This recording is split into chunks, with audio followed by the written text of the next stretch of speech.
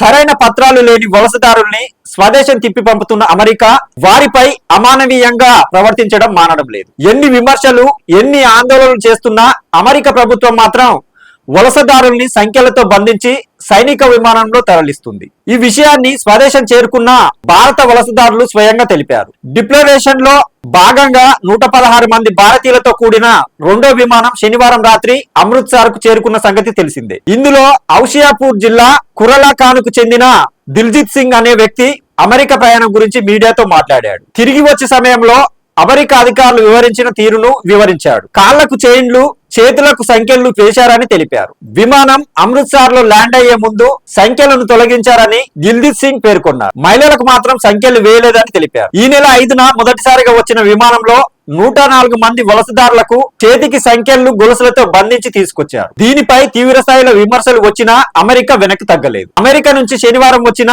C-17 విమానంలో 116 మంది వలసదారుల్లో 65 మంది పంజాబ్ కు చెందిన వారు, 33 మంది హర్యానాకు చెందిన వారు, 8 మంది గుజరాత్ కు చెందిన వారు, ఉత్తరప్రదేశ్, గోవా, మహారాష్ట్ర, రాజస్థాన్ కు చెందిన వారు 2 చొప్పున, హిమాచల్ ప్రదేశ్, జమ్మూ కాశ్మీర్ కు చెందిన వారు ఒక్కొక్కరు ఉన్నారని అధికారులు తెలిపారు. పంజాబ్ కు చెందిన వారిని ఇమిగ్రేషన్ నేపథ్య తనిఖీల తర్వాత పోలీస్ వాహనాల్లో వారి ఇళ్లకు తరలించారు.